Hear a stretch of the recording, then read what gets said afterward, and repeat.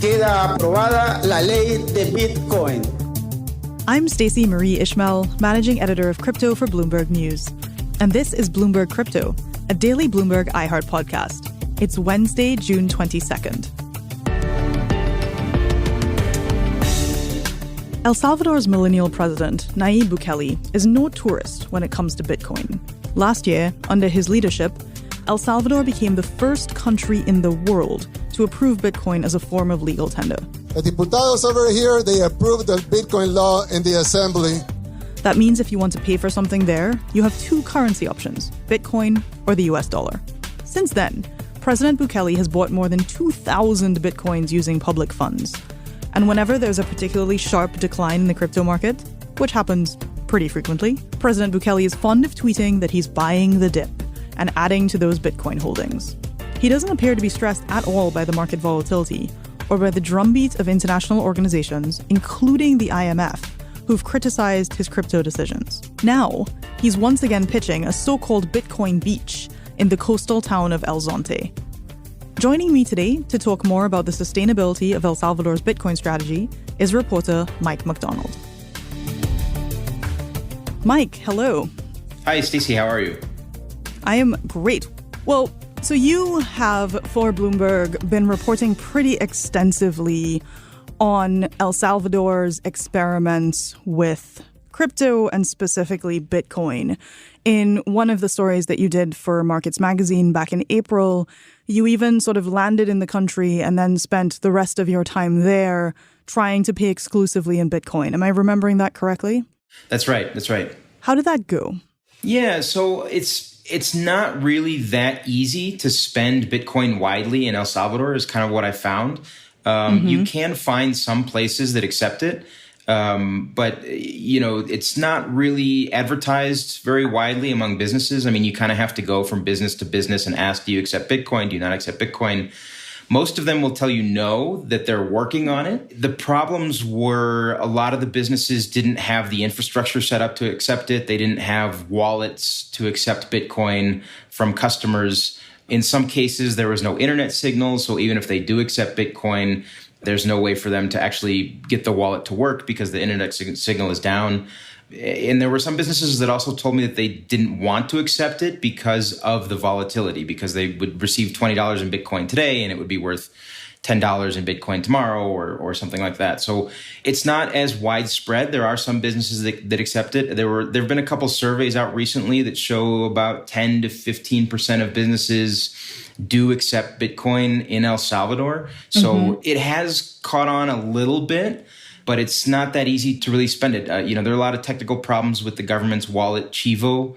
Doesn't always work properly. So some of the businesses that do accept it have actually switched over to other wallets, to third-party wallets, which seem to work a little bit better than Chivo. So you've said a couple of interesting things that I want to just tease out a little. And there has been this idea that if you want to make your country or your state or your whatever crypto-friendly, you just kind of like wave a magic wand and voila, like Bitcoin is possible. But it sounds like what you're saying is there's actually a lot of, fairly challenging operational things that folks have to get over, including, to your point, actually setting up the software infrastructure to be able to accept Bitcoin, but also things that you can't individually solve, like internet access. Right, exactly. And, El Salvador is a country where most businesses are small and medium-sized businesses. There are a lot of mom and pop shops in El Salvador. So for them, the learning curve for setting this up is pretty big. So a lot of them, they just don't have the technology. The one person who thinks Bitcoin should catch on a lot faster is, of course, the country's president, Nayib Bukele. I don't know the exact number, but I would think around 5 million Salvadorans have been orange-pilled right now. Can you tell us a little bit more about him? I feel like whenever I see him or he's in a news conference, he's always wearing like a backward flipped baseball cap or, trying to emphasize his youthful millennialness. But what is he like as a president and what's his perception in the country? Yeah, he broke with sort of two-party rule in El Salvador that had, there were these two political parties that had ruled the country for a long time. And he broke away from one of those parties and formed his own party. He came into power as an outsider, promising to change government. He has a bit of a populist stance towards a lot of different policy issues. There are a lot of people in El Salvador who are really tired of the two-party rule and what seemed like gridlock in government. And so he came in promising to break that with this sort of hip new look. He kind of has this cool vibe. I think even his Twitter feed at one point said like the coolest president in the world or something like that. So, he is a bit different in the way he governs. He is quite popular in El Salvador, actually not because of Bitcoin, because most El Salvadorians have said in the surveys we've seen that they don't want Bitcoin in the country. But he's really popular because he's built hospitals in rural areas where there were no hospitals before. He's built schools in rural areas where there were no schools before. He has a lot of social programs and social spending, food rations, monthly food rations for really poor families. He's cracked down on violence and gangs in El Salvador, which is a sort of a top concern among voters. So he's been able to tackle those issues. And not just pushback, like protests, right? You've reported on his political opponents using the opposition to Bitcoin in the country as a way to try to reestablish themselves a bit. We had some attacks of the opposition. Believe it or not, we have an opposition. And they started, complaining about Bitcoin, and they started with misinformation to the people, telling them Bitcoin was bad, and, you shouldn't use that currency because, it's invisible. You cannot see it. But they're free to do it. That's good also.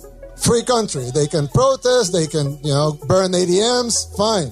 We demonstrated that Bitcoin could do a lot of good things. So the opposition parties have sort of found in this Bitcoin issue sort of a rallying call, if you will, sort of an issue that they can sort of push against Bukele with, because they know that the population isn't really on board with using Bitcoin, at least not at large. I mean, there are a few people here and there that you can find that do enjoy it. But so between 60 and 70% of the population, according to the polls that we've seen, don't like the idea of using Bitcoin as legal tender. So it is something that the opposition has sort of grabbed onto and are sort of using it to push back against his government with. So he's got 70 to 80% approval ratings, except for the overwhelming majority of people who are like, please no Bitcoin, go away. How much of this is affected by the fact that El Salvador's betting on Bitcoin is currently losing the country money? I think that's a big part of it. I mean, the problem was, so in September last year, Bitcoin was near a record high. It was between $50,000 and $60,000 a coin, and I think it reached $69,000 per coin at one point. So, and it's basically come down ever since then. So, they kind of adopted Bitcoin as legal tender almost at its peak high. And a lot of people that downloaded the wallet and started using it have seen their money deteriorate, have seen losses pile up. And just there have been reports coming out of El Salvador where businesses that used to advertise that they accept Bitcoin with like little signs in their windows and stuff are actually taking those signs down. I mean, it wasn't widespread, so I don't think it's having a really broad impact on the economy. El Salvador's plans for $1 billion Bitcoin bond sent the nation's dollar-denominated debt to an all-time low. Investors worried that President Nayib Bukele's move to sell sovereign Bitcoin bonds closes the door on a deal with the IMF. The fund has repeatedly criticized Bukele's policies, including the adoption of Bitcoin as legal tender. The other way this is affecting folks is, El Salvador is not super popular with the IMF at the moment. I think that's safe to say, because they were trying to propose this Bitcoin-backed bond, which would be one of the first, sovereign or state-related bonds ever issued that had Bitcoin backing on it. That bond has still not been issued. They've blown past the deadlines that they said they're going to do this by. You've also reported in the meantime that they may be struggling to make their coupon payments on their other debt that's not backed by Bitcoin. So it does seem like this grand experiment has been perhaps more challenging than they were expecting. Right. They have gotten a lot of blowback from the multilaterals, especially the IMF. I mean, last year they were negotiating an IMF program. And when they adopted Bitcoin, that really angered the IMF. And the IMF has urged them to drop Bitcoin as legal tender. And so that they haven't gotten the IMF program that they announced a year ago that they were pursuing. That was a $1.3 billion program. Some of the other multilateral lenders have been hesitant to lend to them because of this. So there has been a lot of pushback that sort of has prevented them from getting access. The perception among investors is that El Salvador is an extremely risky country to be investing in right now. And there are a lot of questions as to whether or not they're willing to pay. So the risk perception of government bonds is incredibly high right now. And as a result, the government has really lost access to international debt markets, which could help finance government operations. Thank you so much, Mike. We'll be right back.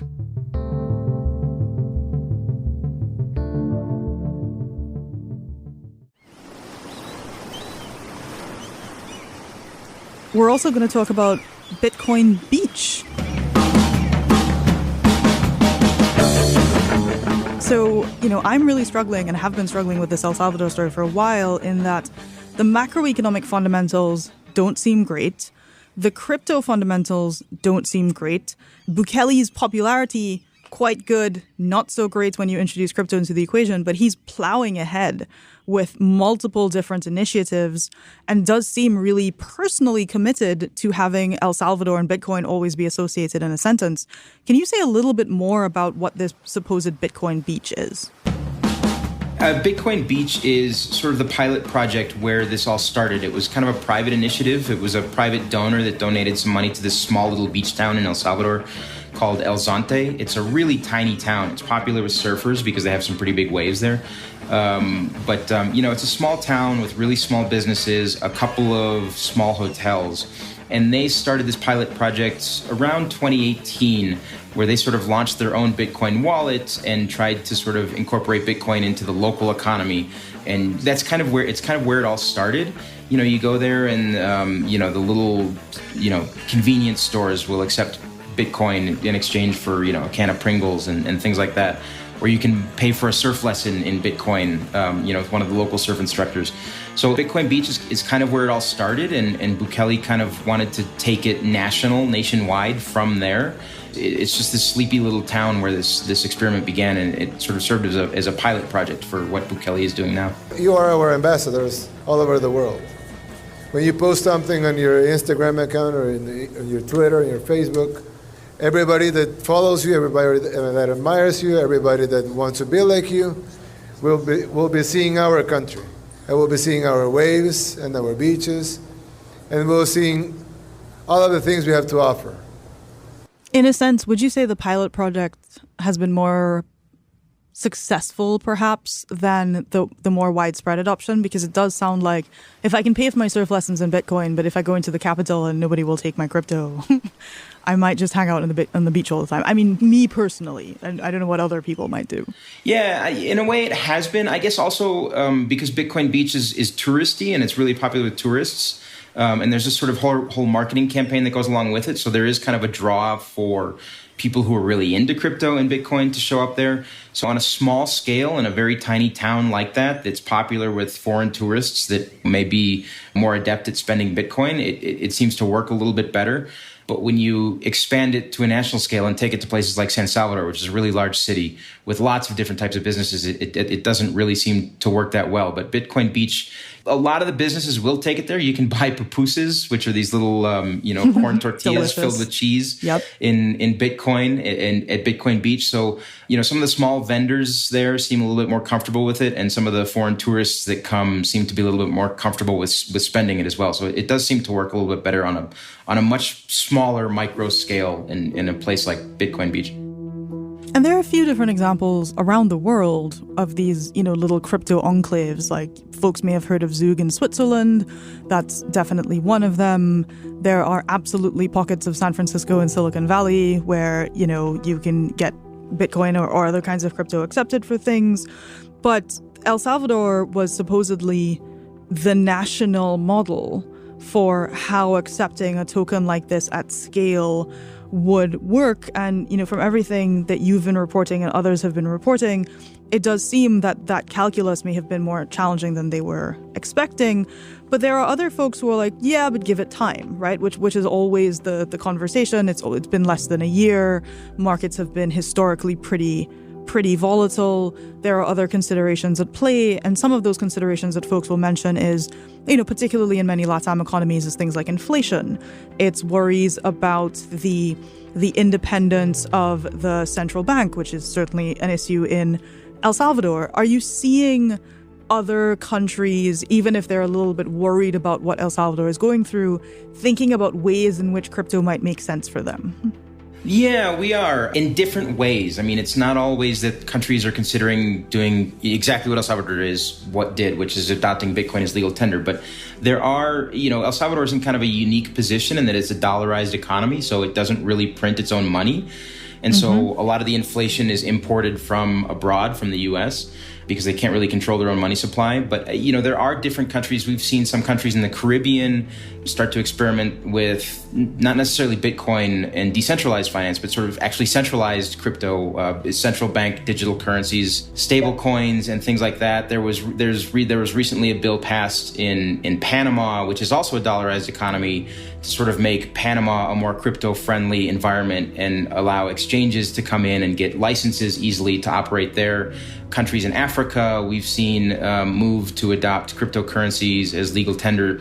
So it is something that's spreading, maybe not to the extreme that El Salvador is, where you actually declare one cryptocurrency actual legal tender. But I think it is, sort of the fundamentals of cryptocurrency and sort of using different sort of blockchain technology in national economies. I think there are technocrats that are looking at it and discussing it and trying to figure out what are the best ways and what are the best elements of this that we can implement in our countries. So it is sort of an ongoing conversation, especially among emerging market economies, especially like El Salvador and Panama and countries that, don't really control their own money supply, dollarized economies and other places like that, or places too where inflation is extremely high. We've seen cases in Argentina, for example, where there's really no central government push for cryptocurrency, but there's, individuals have sort of taken it upon themselves to get into cryptocurrency just because inflation rate is so high and there are extreme capital controls in Argentina. You can only withdraw $200 a month in US dollars from a bank. Venezuela is another example of that. So there are countries in Latin America where inflation is such a problem and currency depreciation is such a problem that individuals are just getting into crypto on their own because they figure, well, I can lose 40% on the national currency or, lose 20% or gain 10% in cryptocurrency. So you are starting to see that sort of on people's personal level pick up. Well, thank you. That was such an interesting and helpful tour of the reality of what it means to accept legal tender in a country like El Salvador. Thank you so much for joining us. Yeah, thank you, Stacey. You can find more of Mike's reporting on the Bloomberg terminal on Bloomberg.com or follow him on Twitter. He's at MD McDonald. If you've been watching sports lately, and I know many of you have, you may have noticed something different with your favorite sports teams. From the Miami Heat to the Philadelphia 76ers, America's favorite sports teams are now receiving sponsorships from major cryptocurrency companies. In tomorrow's episode, we'll take a look at these sponsorships and what may happen if your favorite team makes a risky deal with a volatile token. I'm Stacey Marie Ishmael, and this is Bloomberg Crypto, a daily podcast from Bloomberg and iHeartRadio. For more shows from iHeartRadio, visit the iHeartRadio app, Apple Podcasts, or wherever you get your podcasts.